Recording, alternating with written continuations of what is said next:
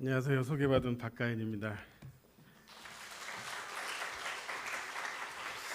청년부들은 이제 구면인데 반응이 이거밖에 안 되나?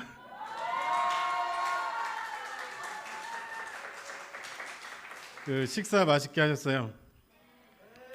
아까 식당에 갔는데 고기를 주시는 배식하시는 집사님이 얼굴 희끗 한 번 못 하나 더 주시더라고요. 복을 2배로 받으시길 바랍니다. 그분이 말씀하시기를 서대영 집사님 밥을 많이 드시는데 반찬을 조금밖에 안 주신다고 반찬을 좀 더 주시라고 하시는 말씀을 제가 들었어요. 좀 더 주셨으면 좋겠어요. 앞에서 청년들이 감동을 주고 기쁨을 주고 은혜를 주고 재미를 줬잖아요. 니네끼리 다 했어. 저는 뭘 드릴까요? 집에 빨리 돌아갈 수 있도록 해드릴게요. 설교라면 자신이 있겠는데 간증을 하라고 목사님께서 말씀하셔가지고 사실은 걱정을 많이 했어요. 저의 치부를 드러내야 되는 부분이라 어디까지 드러내야 될지를 고민을 많이 하다가 왔는데 그냥 편하게 들어주셨으면 좋을 것 같아요. 저는 사실은 이 자리에 설 수가 없는 사람이에요. 우리 민선영이가 말했던 것처럼 하나님을 의심했잖아요. 저는 하나님을 욕하고 괴로움에 몸부림 쳤던 사람이에요. 근데 이제 문성희 전도사님이 여기 사역을 오시면서 목사님 설교 너무 좋대요. 그래서 좋아봐야 얼마나 좋겠느냐. 그래서 2월에 처음 딱 왔는데 저에게는 그 첫 번째 설교가 이 교회 처음 왔을 때 설교가 너무나 감동적이었어요. 그거는 저를 위해서 제가 제 상황을 목사님께 다 말씀드리고 저를 위해서 특별히 만들어 주신 설교와 똑같은 설교였어요.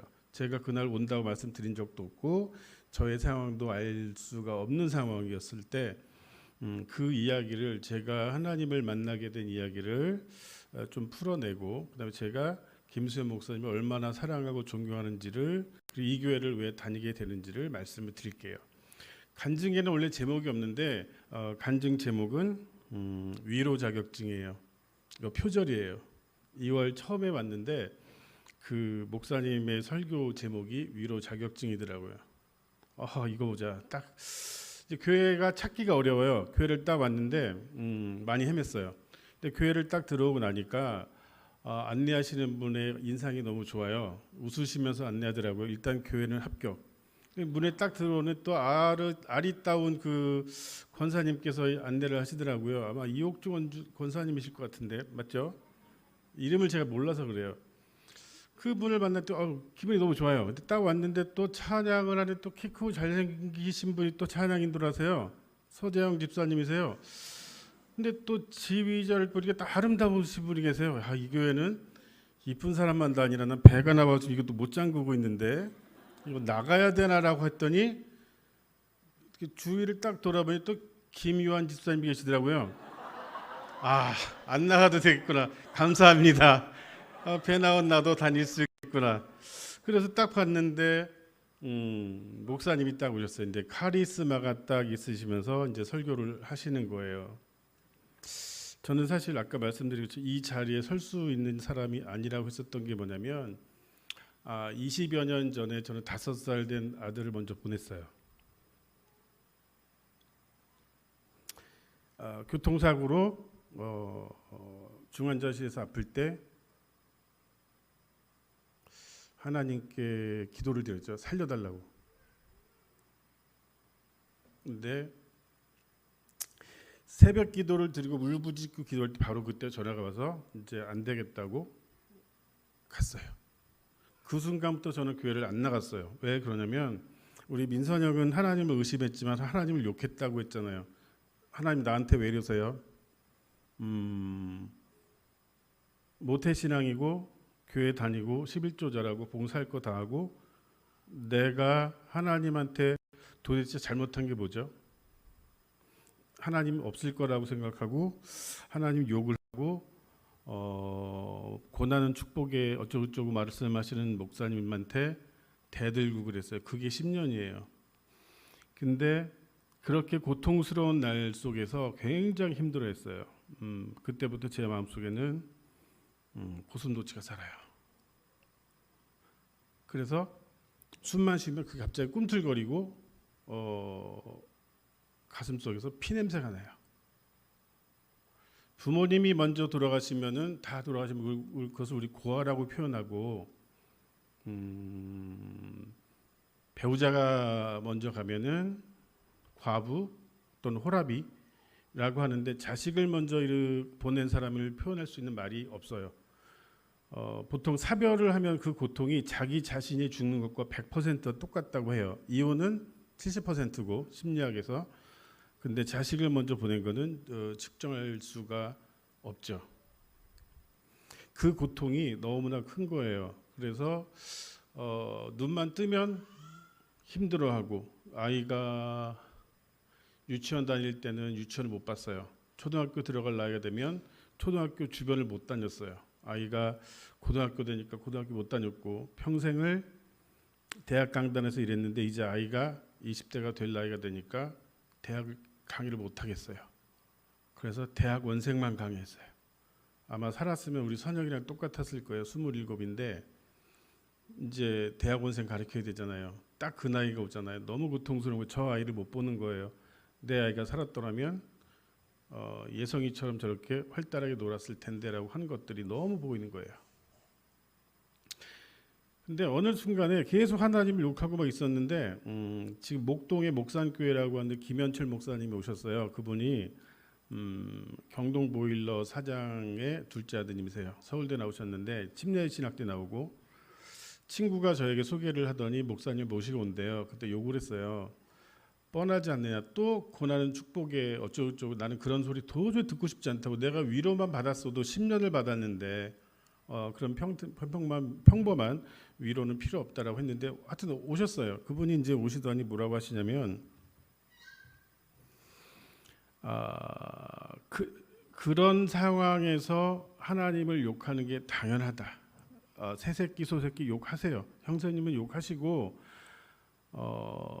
자식이 먼저 간 건 1년이 됐건 20년이 됐건 30년이 됐건 언제든지 똑같아요. 세월이 약은 아니거든요. 근데 그분 말씀하신 게 뭐냐면 마음껏 하나님을 욕하시고 울부짖으세요. 괜찮아요. 나가시면서 무슨 말씀하셨냐면 당신이 하나님을 버려도 하나님은 당신을 버리지 않아요 라고 말씀해 주시면서 가실 때 저를 한번 안아도 되겠냐고 하시더라고요. 지금 한 70대 되셨는데 저를 딱 안아주 귀에다가 뭐라고 말씀하셨냐면, 저는 27살 된 아들을 먼저 보냈어요. 그때 주저앉으면서 펑펑 울었어요. 어떤 위로보다 그 한마디가 저한테 다가온 거예요. 그래서 그 목사님 때문에 신학대학을 가기 시작했어요. 제가 갖고 있는 달란트라고는 공부밖에 없어서 책 속에서, 공부 속에서 하나님을 발견하지 못하면 없는 것이다라고 하고, 제가 보통 하루에 10시간 책 읽는데 잠자는 시간 빼고 거의 뭐 10시간, 20시간씩 신학 공부하고 성경 읽고 했는데 안 보여요. 기도하는데 갑자기 옆에서 빛이 딱 비치면서 내 아들아 힘들었구나라는 하나님 말씀이 들리면 얼마나 좋겠어요. 그죠? 남들은 다 그런데요. 간증 들어보면 다 그렇잖아요. 안 그래요. 너무 답답한 거예요. 그렇게 울부짖으면서 기도하고, 신분 침례신학대학에서 또는 서울신학대학에서 신학을 공부하고, 남들은 뭐 신학 공부한다고 하지만 제 마음속에 의심이 있었잖아요. 하나님을 만나주시질 않았는데 어떻게 신학적 지식은 점점 쌓아가는데 아무런 게, 하나님은 저에게 계속 침묵으로 일관하세요. 그렇게 하나님을 부르는데 하나님 왜 나한테만 이러세요? 왜 나한테만? 딴 사람들 간증 들으면 다 만났대는데요. 무슨 소리라도 들려줬으면 좋겠는데 아무렇지는 않은 거예요. 가슴속에서는 계속 고슴도치가 꿈틀거려요. 입에서 피가 나와요. 우리 아이가 살았더라면 이 안에 있었겠죠. 근데 욥기, 성경이, 하나님 말씀은 귀로 들리는 게 아니라 성경에서 하나님이 다 말씀하시더라고요. 욥기를 보니 제 심정이 그래요. 동쪽에 가도 들리지 않고 서쪽에 가도 하나님 보이지 않고 앞으로 가도 안 보이고 뒤로 가도 안 보이고 고통스러운 나날이 있었어요. 근데 어느 날 계속 공부하다가 기도 속에서 하나님이 욥기에서 말씀하시더라고요. 네가 땅을 아느냐. 여기 제가 잠깐 아까 준비하다가 줄을 쳤는데 몇 개만 보면 그래요. 내가 땅의 기초를 놓을 때 내가 어디 있었느냐. 내가 깨달아 알았거든 말할지라. 누가 도량을 정하였는지 누가 그 준승을 그 뒤에 위에 띄었는지 내가 아느냐. 그 주초는 무엇이 세웠으며 그 모퉁이 돌을 누가 놓았느냐. 세상의 깊이를 아느냐. 타조를 아느냐. 모르겠는데요. 그게 하나님 섭리더라고요. 하나님은 저에게 어느 순간에 온 게 아니라 차츰차츰 알아가게 되더라고요. 하나님을 욕하고 하나님을 부인하고 했었지만 어느 순간에 보니까 그 부인하고 하나님의 마음을 찢고 예수님을 욕하고 침뱉고 했었을 때조차도 내 옆에 계셨다는 것을 깨닫게 되더라고요. 어느 분처럼 어느 간증처럼 어느 순간에 갑자기 빛이 번쩍하면서 들어왔던 게 아니고 차츰차츰이었고 하나님은 언제나 항상 내 곁에 계셨더라는 게 마음속에 들어오더라고요. 그게 바로 오늘 말씀했었던 마태복음 5장 4절이에요. 애통하는 자는 복이 있나니 저희가 위로를 받을 것이요. 제가 기도와 처절한 고통 속에서 고민하기 전에는 이게 어떻게 들렸냐면요. 슬퍼하는 자는 복이 있느니 위로해 줄게. 정말 표면적으로 이해를 했어요. 그럼 이렇게 생각하잖아요. 위로 안 해도 좋으니까 애통 안 했으면 좋겠어요. 그렇잖아요. 병 주고 약 주는 것도 아니고 너 사고 나면 치료해 줄 테니까 그게 복이야. 아니에요. 알고 보니까 그게 아니더라고요. 여기서의 애통은 나의 모든 아까 우리 선영이가 말한 것처럼 나의 모든 것을 하나님께 아뢰고 나의 모든 죄를 내가 전적으로 타락한 죄인임을 고백하고 내가 가진 모든 것이 내 것이 아니고 하나님의 선물임을 고백하는 것이 애통이더라고요. 제가 기도를 잘못했어요. 나는 교회를 잘 나가고 나는 모태신앙이고 나는 11조 잘하고 나는 헌금 잘하고 나는 봉사 잘하고 근데 왜 그래요 했을 때 깨달은 게 뭐냐면 넌 여기에서 나는이 들어가더라고요. 내가 했어요. 내가 헌금하고 내가 봉사하고 내가 교회를 다녔던 거더라고요. 우리 청년들보다 제가 못한 믿음이에요. 여기서 내가 살아 있었잖아요. 내가 아니라 오로지 하나님의 은혜로 모든 것이 하나님의 선물임을 깨달았던 게 바로 애통이더라고요. 한번 띄워줘 보실래요? 토마스 왓슨의 보면 유사품 애통이라고 5가지가 있어요. 우리가 보통 눈물 흘리는 거 좀 착각을 하는데 첫 번째가 자기 절망으로 인한 눈물이에요. 이거는 성경에서 보면 이제 가룟 유다 자기가 잘못했던 거 가지고 눈물을 흘리고 후회하지만 이 사람은요 하나님께 회개한 게 아니잖아요. 이건 제 생각이긴 한데 가룟 유다조차도 하나님께 회개를 했다면 아마도 용서해 주지 않았을까 싶어요. 이 사람은 자기 후회를 하고 눈물을 흘렸던 거지 하나님께 후회를 하지 않았던 거죠. 두 번째가 뭐 있을까요? 위선의 눈물이에요. 이거는 사울의 눈물이에요. 사울은 다윗을 보면 울기도 하지만 다윗을 보고 질투도 하고 다윗을 미워했어요. 이거 위선의 눈물이에요. 세 번째 억지스러운 눈물. 이건 가인의 눈물이에요.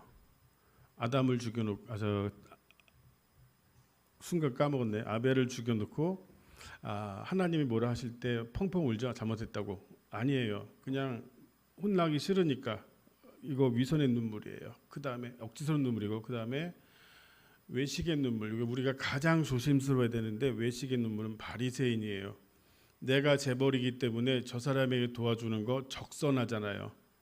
저 사람과 내가 갖고 있는 하나님이 나에게 주신 선물을 나누는 개념이 아니고 저분은 나보다 못 살고 나보다 못 배우고 나보다 못난 사람이니까 내가 너에게 나누어 주겠다라는 개념. 같이 울어주는 게 아니라 우리 새끼는 안전하지만 너네 새끼가 세월호에서 물에 빠져 죽었기 때문에 그냥 울어주는 거예요. 이거 굉장히 조심하셔야 돼요. 이게 외식의 눈물이고 마지막으로 헛된 눈물이에요. 이거는요, 사촌이 땅을 사면 배 아프죠. 요거 헛된 눈물이에요. 나 열심히 다이어트 했는데 민선 형만 살 빠져요. 속상하죠. 이거 헛된 눈물이에요. 아파트 살다가 팔았는데 바로 2배 올라요. 속상하죠. 이거 헛된 눈물이에요. 제가 애통하는 자, 그 애통을 이렇게 이해를 했었더라고요. 진정한 애통은 하나님 앞에 모든 것을 내어놓고 회개하는 눈물이에요. 거기까지 해결이 됐잖아요. 애통하는 자는 복이 있나니. 복이 뭘까요? 고민을 했어요. 하나님 도대체 복이 뭔가요? 외제차 몰고 다니고 50평짜리 아파트 하고 뭐 판검사 의사를 하고 뭐 이 정도 교회 뭐 한 뭐 10,000명 다니는 교회 이런 것들이 복일까요? 하나님은 시편을 통해서 말씀해 주시더라고요. 한번 띄워 보실래요? 한번 같이 읽어 볼까요? 복 있는 사람은 악인들의 꾀를 따르지 아니하며 죄인들의 길에 서지 아니하며 오만한 자들의 자리에 앉지 아니하고 오직 여호와의 율법을 즐거워하며 그의 율법을 주야로 묵상하는도다. 아멘. 30평, 50평 아파트가 아니었더라고요. 벤츠가 아니고 아우디가 아니고 복 있는 사람은 주야로 묵상하는 거예요. 하나님의 길을 따르고 주야로 하나님 말씀 묵상하는 거잖아요. 이게 복이 있는 건데 그것을 왜 못 깨달았을까요? 제가 그동안을 이걸 깨달으니 눈물이 펑펑 나와요. 이 복 있는 사람을 한 문장으로 요약을 할게요. 우리 큰 소리 한번 따라해 볼까요? 하나님만 바라보며 매일매일 순종하는 삶. 한 번만 더 할게요. 되게 중요한 거예요. 하나님만 바라보며 매일매일 순종하는 삶. 자, 선영아, 3글자로 줄이면 하매순. 이거 하매순 신앙이에요. 물가에 심겨진, 우리 교회 표가 물가에 심겨진 나무잖아요. 자기가 심은 게 아니라 심기워진이에요. 모든 것이 하나님의 은혜죠. 마찬가지로 순종하는 삶이에요. 이 교회에는 하매순 신앙이 있더라고요. 제가 하매순 신앙을 가장 자주 뵙던 게 식당이에요. 식당에서 그 일하시는 집사님을 한번 보셨어요? 그분 얼굴들에 기쁨이 있어요. 한번 보세요. 저기 배식할 때마다 보세요. 그분들 불평하시던가요? 아이고 내 팔자, 내가 집에서도 그래 평생 내가 이거나 하고 앉아있네, 이렇게 하신 분 계시나요?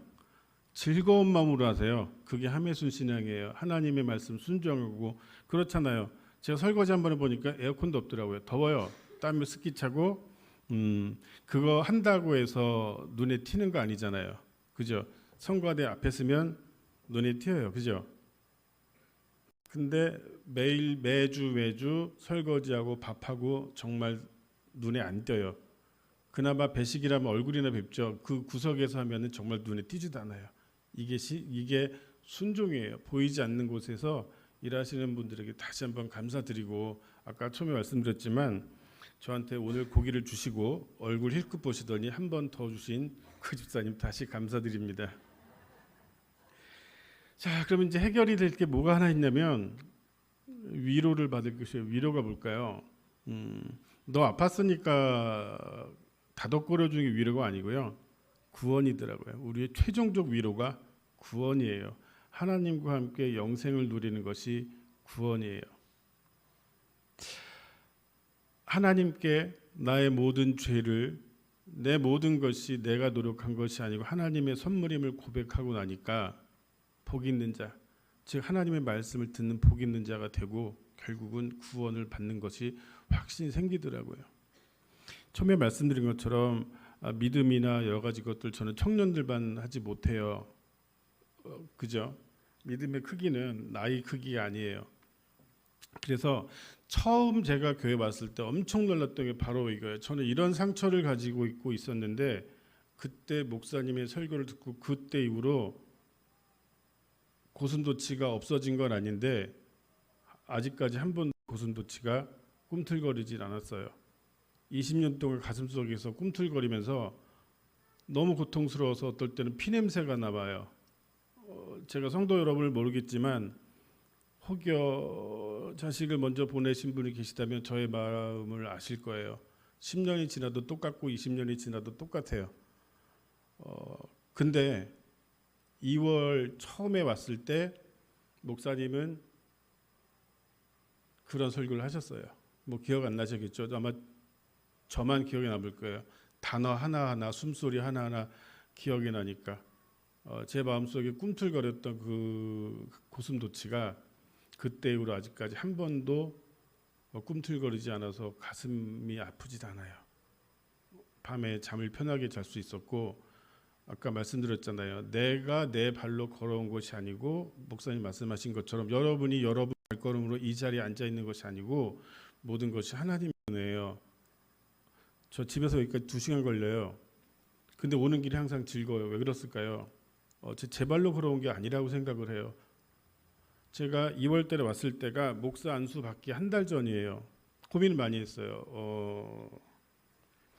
자격도 없는 놈이 목사 안수를 받아서 무슨 일을 할 것인가? 과연 내가 받아도 될 것인가? 이거 위선이 아닌가? 굉장히 고민 많이 하고, 그러면 하루 전에 안 가면 되니까 고민 많이 했는데 2월에 목사님께서 저에게 결정을 내려주셨어요. 그게 바로 위로 자격증이에요. 처음에 말씀드린 것처럼 부모님이 없으면 고아잖아요. 그리고 호랍이 과부인데 자식을 먼저 보낸 사람을 표현할 말이 없어요. 너무 고통스러워서. 근데 목사님 그거를 위로 자격증이라고 말씀을 해주셨어요. 얼마나 고마운지 모르겠어요.